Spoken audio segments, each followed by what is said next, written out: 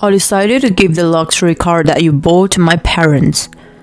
What are you talking about? Mom and Dad are really happy.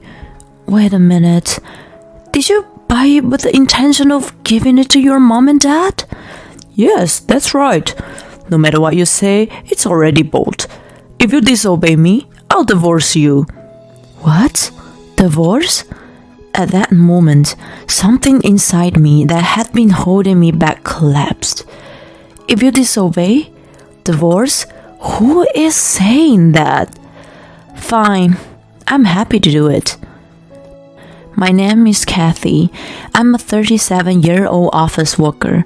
I live with my husband, Roger, and our daughter, Sarah, who just turned 7. Roger and I both work, so we don't have any trouble making a living. My daughter is growing up well. I'm happy in my own way, but it's not that I don't have complaints to Roger. Roger is the type of person who cares more about his parents than his own family. Of course, it's good that he cares about his family, but there were many things when he would prioritize his own parents and his own daughter. That's not a pleasant thing for me. Even when my daughter was being born, I called Roger at work and told him I was having labor pains.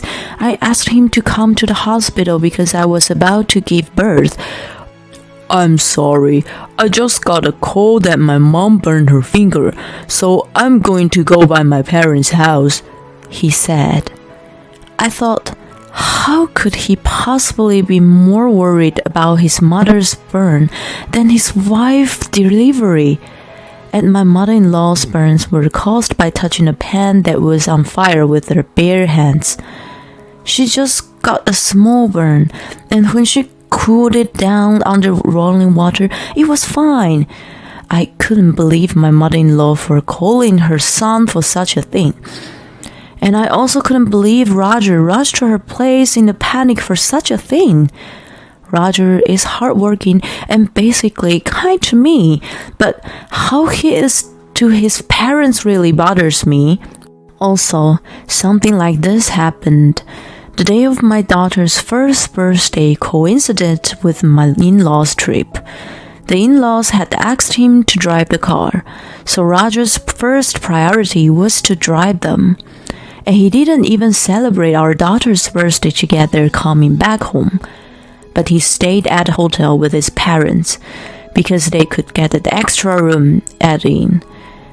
It was unbelievable that he would prioritize a trip with his parents over his own daughter's first birthday.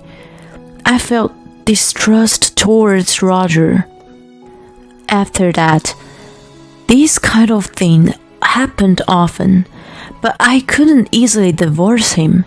I still loved Roger, and I didn't think it was right to deprive my daughter of her father so easily. And it's not that he doesn't care about his daughter. He was not indifferent to his daughter. So I had faith that he would eventually prioritize our daughter. But from the time she was born until this year, he has never celebrated our daughter's birthday with me. She is now 7 years old. He seems to think that her birthday should be celebrated with just the two of us. I tried not to make her feel lonely. I thought about inviting my in-laws to celebrate her birthday with me once, but my in-laws refused, saying it would be too much of a hassle to come over. It's true that it takes about 2 hours by car to come to our place from my parents-in-law's house, but Roger always goes to see his parents without thinking of the distance as a hassle. But to say that it's hassle to come here, I think it's too selfish. And my mother-in-law is so selfish that he says he wanted me to have a boy in the first place. And she doesn't love our daughter at all.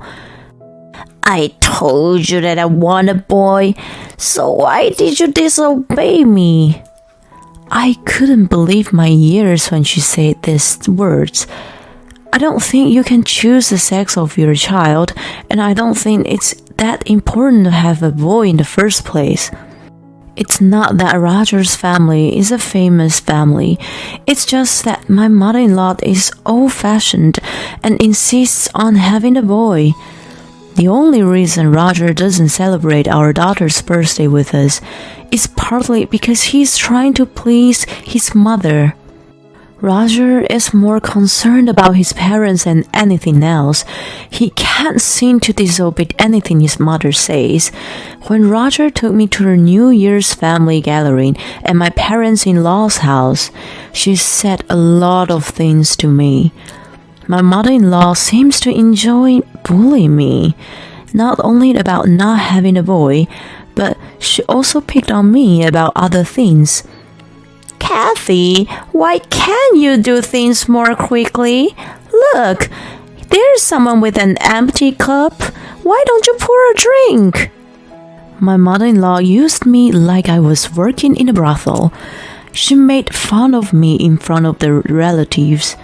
My son is really great, but his wife is a disaster. Her job is just a simple office work. Entering data. I wonder how she can keep doing that and not get tired of it. I've told her many times that my job is not data entering but engineering. But my mother-in-law doesn't understand me at all. Besides, data entry is a great job too. I don't understand why she denies it. I'm sure she can see our daughter, but she ignores her. She gives New Year's gifts to other relatives' children, but not to our daughter. And I'm angry at Roger, who doesn't stop her at all.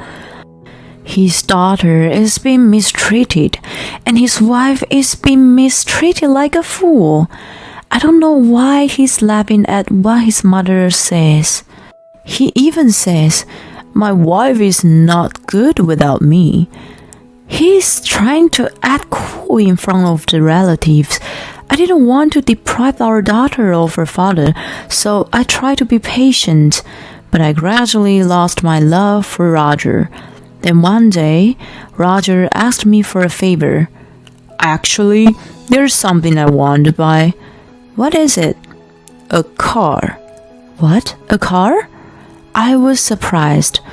Roger was never interested in cars or anything like that. Why all of a sudden? "I just thought I could get a new one for a change. I drive to my parents' house all the time, so I thought I'd like to freshen it up. We live close to a supermarket, and I don't drive that much. I'm not interested in cars, so I thought I'd leave it to Roger." "Well, it's up to you. You're the main user of the car." Roger looked happy, and then continued with a slightly apologetic look on his face. "Oh, here's the thing. I'll choose the car, and I'll allow you to pay for it." Roger wants a car for himself, but he can't afford to buy one himself. He wants me to pay for it. In fact, my salary supports the family's finances, and I don't expect Roger's salary to do so. When I was on maternity leave, Roger did not contribute his salary to the household, so I immediately resumed work right after giving birth. But I'm an engineer, so I talked to the company about allowing me to work remotely from home. I work while raising our daughter when she was little. I thought it was selfish of Roger, who spent his salary mainly on himself, to make me pay for a new car. But when he's in good mood, he often takes care of our daughter, so I decided to allow him to do so. "Okay." "You sure? Thank you." Roger was so happy that he started looking at catalogs and researching on the internet. I'm the one who pays for it, so I warned him though. "Since there will only be 3 of us, it doesn't have to be a big car." "Yeah, I know." Roger was just humming along my words. I didn't know if he was listening or not. and he went to the car store every now and then talked to the dealer. About 2 weeks later, Roger said he was going to buy the car. He took me to the store. Roger was so excited. I sat down and waited for him to tell me what to do. And here comes the dealer. Here's his car and the contract.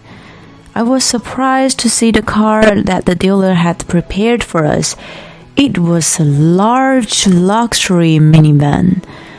Oh my God! Are we buying this? Oh yeah, it's nice. I'm really excited. Wait a minute. I don't think we need it at all. I mean, for the future, it's better to have something as big as this. Maybe we have another baby. Roger insists it is a good choice, but I was surprised to see that it's not what I imagined the car to be at all. Even if we do have another child, this car is too big for a family of 4. Are we really going to buy this car? I said again and again, and he looked frustrated. Why do you keep saying the same thing over and over? You're making the dealer feel uncomfortable. You're the one who said leave it to me. I did, but... Then what's the problem? It's settled. Roger signed the contract. Then the dealer explained the price. I was surprised to hear the price. I can't pay this one lump sum. You have to get a loan or something. What the heck? Fine, I guess I don't have a choice.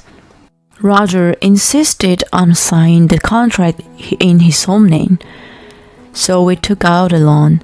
From now on, I would put the money into Roger's account and make the payments on the car loan. We bought the car in this way. Later, the car arrived at our house. Whoa, it's so cool. Roger was so excited when he saw the car. I thought, well, if he's happy with it, why not? Then something unexpected happened. It happened on the weekend. Roger had a car keys, so I asked him if he was going somewhere. Oh, where are we going? To my mom and dad's. All right. He's leaving our daughter behind to visit his parents again. You're going in that car, aren't you? And then Roger happily says something I didn't expect. Yes, that's right. I've decided to give the luxury car you bought to my parents as a present. What are you talking about? Mom and Dad are really happy with it. Of course, I'm going to drive it in every time we go out. Wait a minute. You bought it as a gift for your mom and dad at the first place. Yes, I did. You're kidding, right? You said you wanted it, so I agreed to buy it. That's why. I knew if I told you from the start that I was buying it for my parents, you're never allowed it. Of course not. It's crazy that you would put your own parents first to the extent. No matter what you say, I already bought it. It's in my name, and I get to do it with what I want. If you disobey me, I'll divorce you.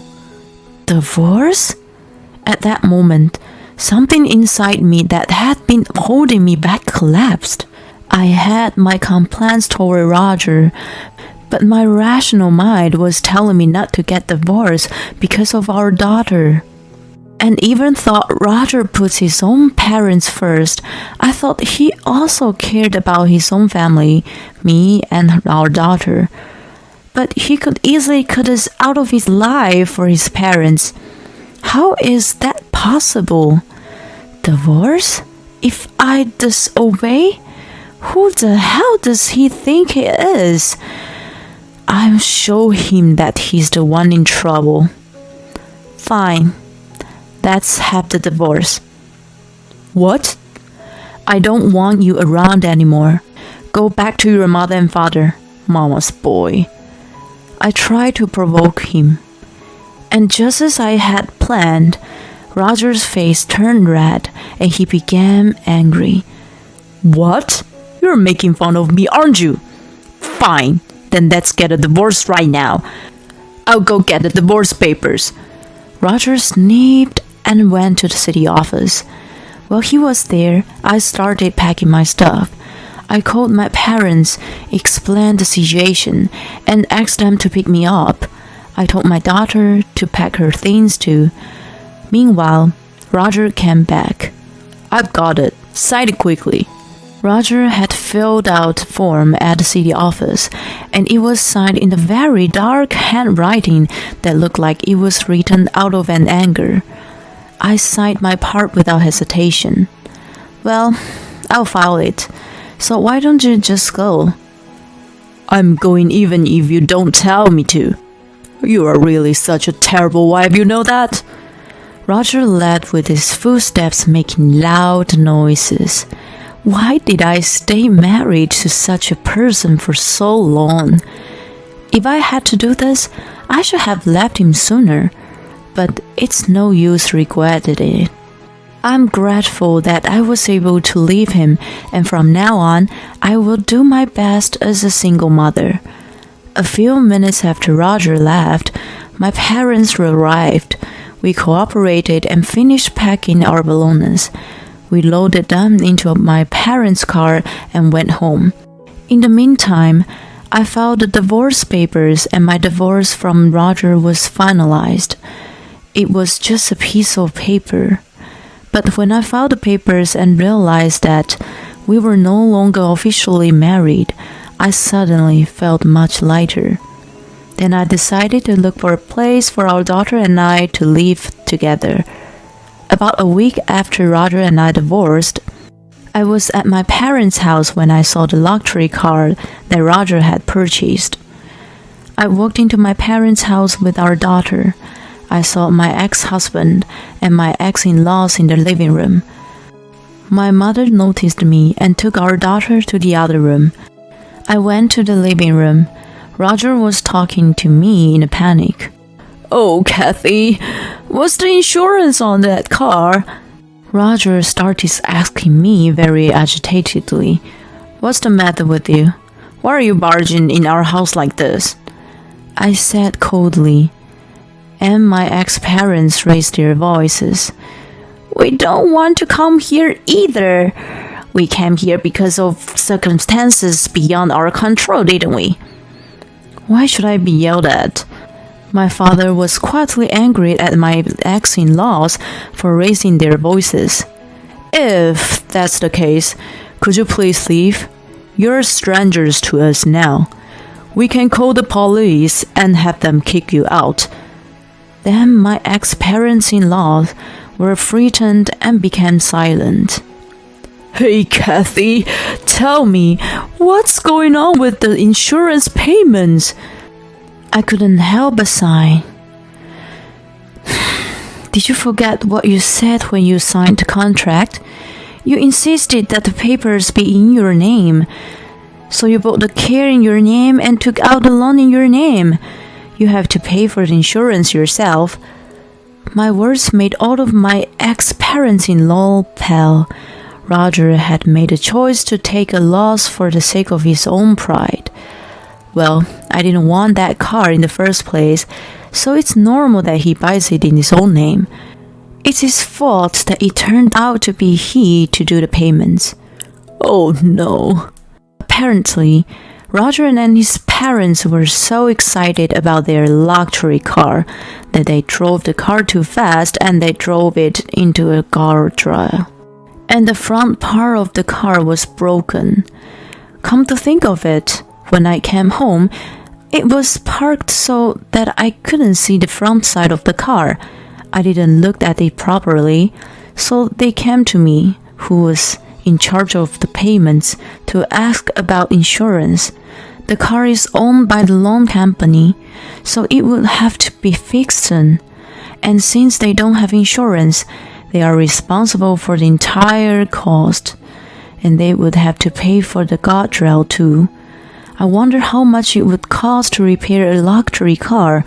I'm sure it's going to be expensive.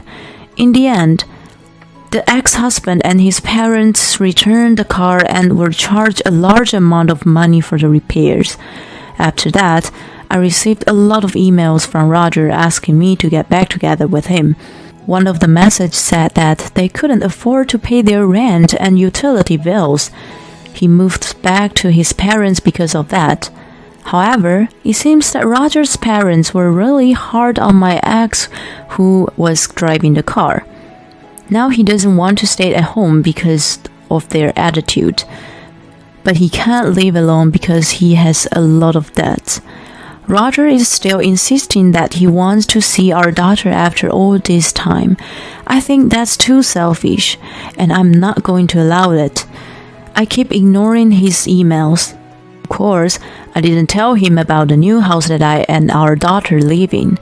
The only thing I was worried about was whether our daughter would miss him. However, to my surprise, she doesn't seem to mind at all and seems to be enjoying her life. I will continue to work hard to protect our daughter's life. I don't think you should put your own parents before your own daughter. And while having your wife pay and giving the car as a gift to your parents, that's quite impossible. Well, he destroyed himself, so he really deserved it. I hope Kathy and her daughter have a happy life together. Thank you for watching to the end.